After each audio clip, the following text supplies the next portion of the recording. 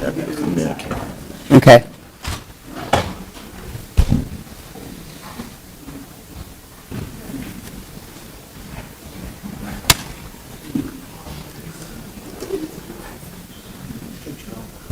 What's up, Carl?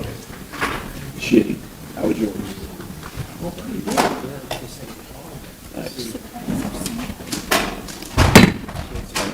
I guess I will go ahead and call our work session meeting to order. The first item, we'll do the roll call. Boson. Here. Simonson. Here. Voss. Here. Coleman. Here. Westergaard. Here. Mandelbaum. Here. Gatto. Here. We have a quorum. The next item is approving the agenda as presented and/or as amended. Is there? Move. It's been moved. Second. Please vote. 7 yes. Motion carries. Item 3, the purpose of the special meeting is a hearing to receive oral or written testimony from any resident or property owner of Des Moines on the proposed property tax amount for fiscal year 2026, Council Communication Number 25-112. And I'll turn it over to the city manager to introduce this item. Good morning, Mayor, council members, members of the public. Thanks for coming out this morning. As many of you may recall, for years we've had a hearing in front of the budget approval that would deal with the amount of property taxes and the tax rate that was being established first in the process. And there's been some changes in state law on how the property tax system works and the approvals. And this is the step that essentially replaces that. It has a very similar feel to it. We are having a hearing to let the public know that we're not intending to change the tax rate and what those tax dollars would be generated from that tax rate, and to see what the public thinks about that, quite frankly. And we still have the process tonight that will set the entire budgets hearing for the next council meeting and the approval by council of the budget documents. So that will still be at the next council meeting. So there's really two opportunities that the public have to come to your meeting. This is an official meeting, not a workshop at this point. That's after we're done here, and hear from the public at 2 intervals. So with that, Mayor, I'll let you proceed with the hearing. And I don't know the speaking arrangements. Did Up to you guys. did any of the council like to speak on this item? I would, is that all right? I think technically I'm a resident and a property owner. I wanted to have a little conversation before we got to the next couple meetings about one piece of the manager's proposed budget, and that's the sustainability. I know we have bad math facing the budget, and that's from a lot of cross currents with the state and federal government primarily have changed the condition of the budget where we thought we would be this year. I'd like to ask the manager to turn over a couple of more stones to try and make sure that we can address the sustainability effort. Here's my perspective just a little bit. One, I look at our sustainability goals. I wasn't here when we first passed them, but I did get to vote on ADAPT DSM. There's a whole bunch that deals with the internal operations of the city. How do we advance those? And then there's a second component of what are kind of our community scores and what can we be doing about a community with partnerships and the private sector, overall benchmarks for the community of Des Moines, just not the city enterprise. I'd say that I feel better about the path forward that the manager's presented. I think, well, it's the manager's office, but I think we heard from Malcolm about efforts to coordinate and move forward. I feel like the internal work is set up so that you can see a way that we could succeed. I think we have to prove up still, but I think at least we have a path in place. I I have to say, I don't see as much in Malcolm's report about how to corral the private sector and the nonprofit groups and others that are interested in this. And I will tell you, I think most of you know, I have an interest in the Eat the Triangle concept. And that's just one where I feel like we don't have our sea legs under us to figure that out. It doesn't really have a home. And so for those reasons, I'd like to take a look at how we might do that. I'd be open to a contract with a nonprofit, somebody that is helping advance and keep our community dashboard up. I think it's pretty clear, given the math of our budget, the city can't own that external work alone. We have to have partners on it. And so I'd suggest, as the legislature winds down, as other things happen at the legislature, we look at what, I think we're all aware there's plenty of things that they're talking about that are going to reduce the kind of services that we can provide our citizens. Maybe there is a way to take some changes that are going to be necessary as the legislature winds down to address this. So that's my hope. And I know today is a hearing to take input, and I'd like to offer that. Okay.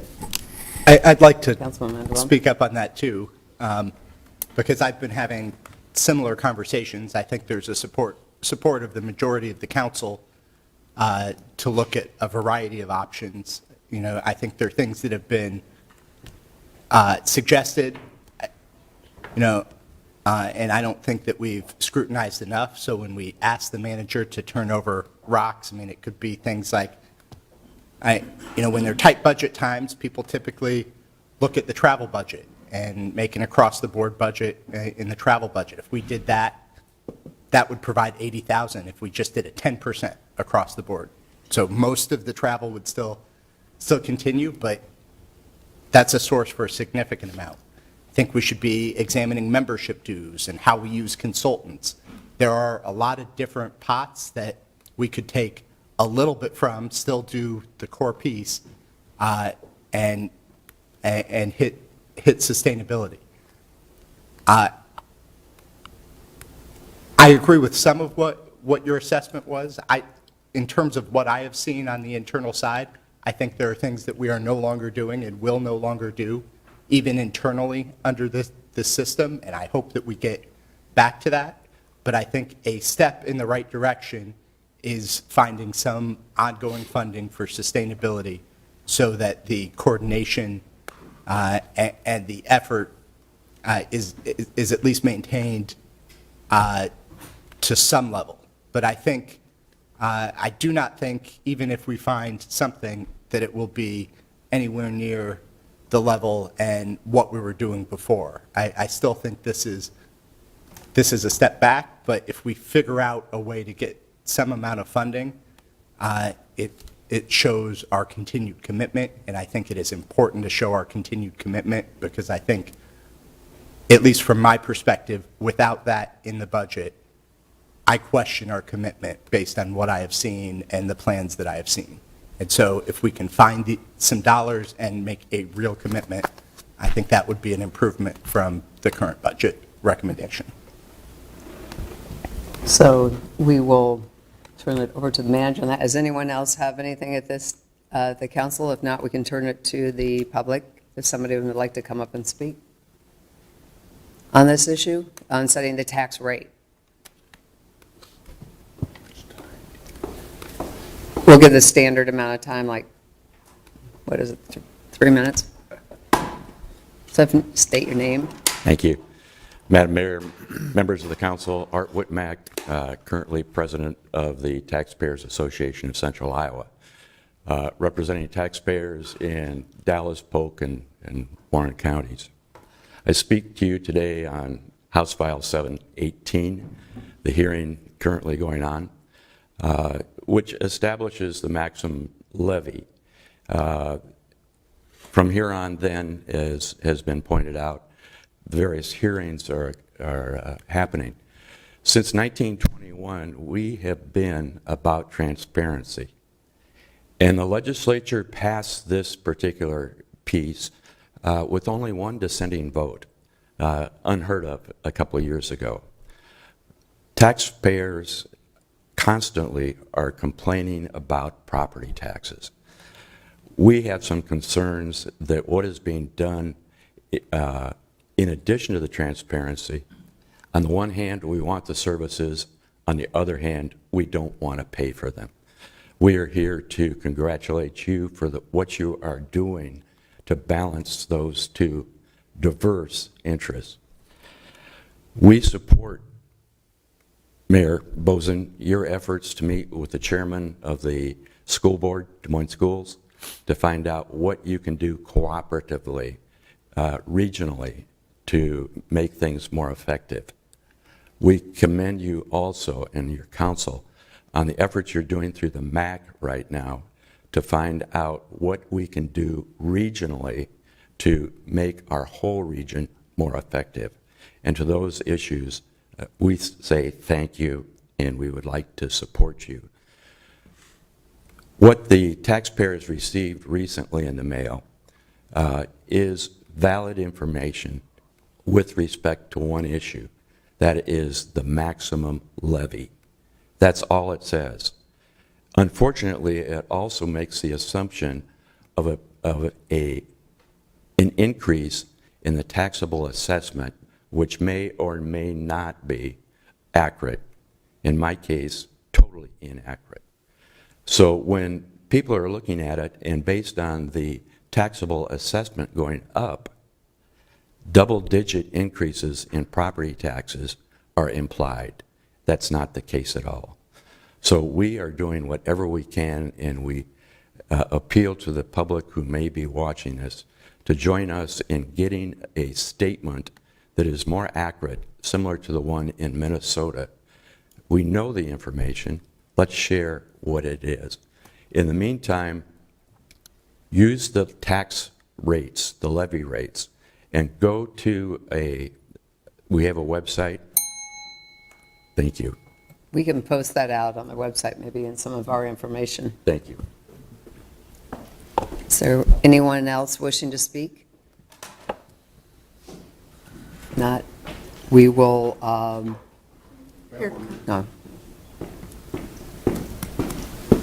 Felicia Hilton, 815 Euclid Avenue. I was just kind of here to kind of get a sense of what the increase in the levy was going to cover. We don't have transit. We have buses that just run in circles that are empty. We don't have, I mean, it's Polk County's airport. It's not the city of Des Moines. So, no, it's not. It's Polk County that's paying for the airport. It's Polk County that got the bond issue. You appoint board members. Sorry, it's not, you're not funding it. We are. But what I'm trying to figure out is, no, yeah, taxpayers are. Taxpayers are. Taxpayers are funding it. Isn't that what this meeting is about? Taxpayers and the levy, and I'm just trying to figure out, what are we getting? What are we getting? You guys punish the homeless, so you're not seeking to really, no, you did. You did. So I'm just trying to figure out what the levy's about. What is it gonna cover? What are we paying for? I've lived in the city since 2016, relocated here in 2012, and from Denver. And in Denver, once we pay property taxes, we don't have to pay for trash. I pay a water bill that is $65.11 this month, because it's winter, it's not summer. And $12.23 of that goes to Des Moines Water Works. Everything else, $53, comes to the city. So I'm just trying to figure out, you guys are taxing on every end and every way you can. You even tried to add a tax for DART onto the Xcel Energy bill for working people. So I'm just trying to figure out, for me, living on 8th and Euclid with an upside down, paying more in taxes than I do in mortgage, and I've only lived there since 2016, and already I'm paying more in taxes than I am in mortgage. How does this happen? Because I'm not seeing it. I'm not seeing it. The roads, I have nothing but a cone zone. Everywhere I go, it takes forever to get anything actually fixed in this city. And you can complain and complain. I've sent letters, hey, there's somebody with a washing machine or a stove sitting right in my front yard, in their front yard, and trash bags all over, still sitting there. Made several complaints. There's no code enforcement in the city. So I'm just trying to figure it out. What are we paying for? Because right now, my mortgage, I am paying more in property taxes than I am on the principal of my mortgage. And I've lived there since 2016. I don't even understand it. I honestly don't. It's ridiculous. So I don't know what you're covering if you get this increased levy. The state hasn't even decided, and you guys are asking for that. Anyone else wishing to speak?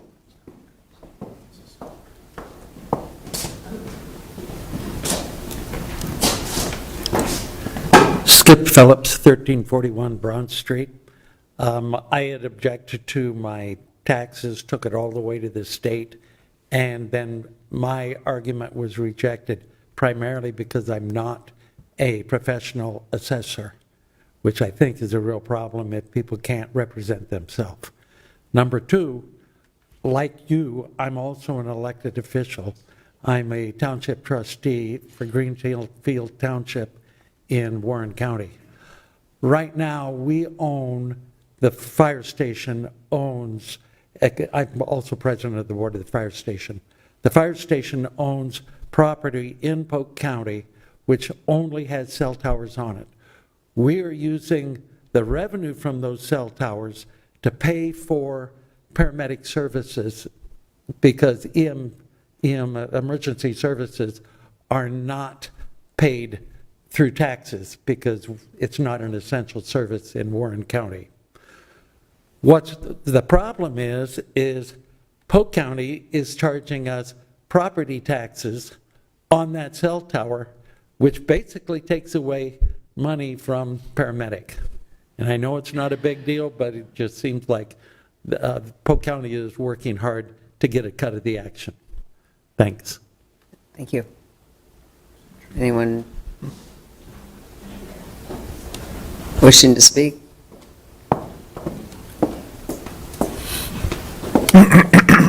I'd wish to not be seen on camera, if that's possible. Thank you.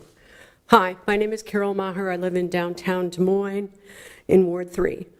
I don't have any prepared remarks today because I wasn't sure how this was going to go, but it seemed like we don't have to address the levy directly. We can talk about other tax things. So I hope that, I see that you're not registered, not even as undecided at the current property tax bill that's up on the State House, where other municipalities and counties have at least said we're undecided.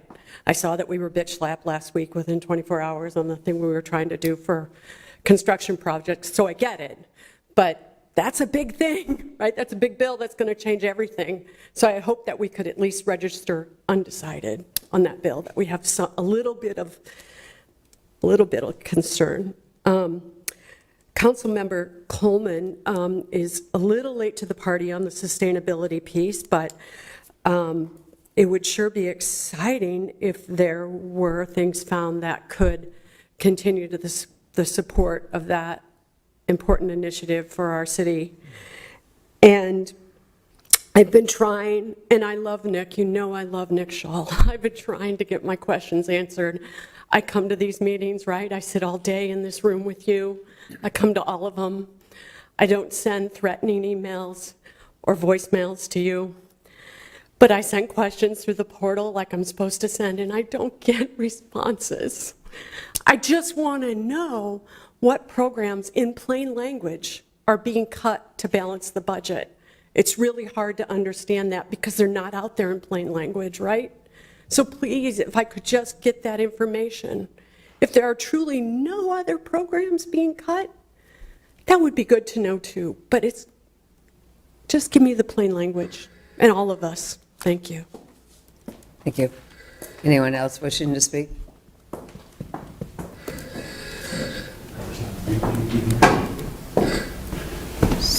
So you don't want the camera either? No. Okay. Just want to make sure. It's not going to be terrible, though. Thank you, Mayor, Council, for having this meeting, bringing it up to the public so people like me can speak.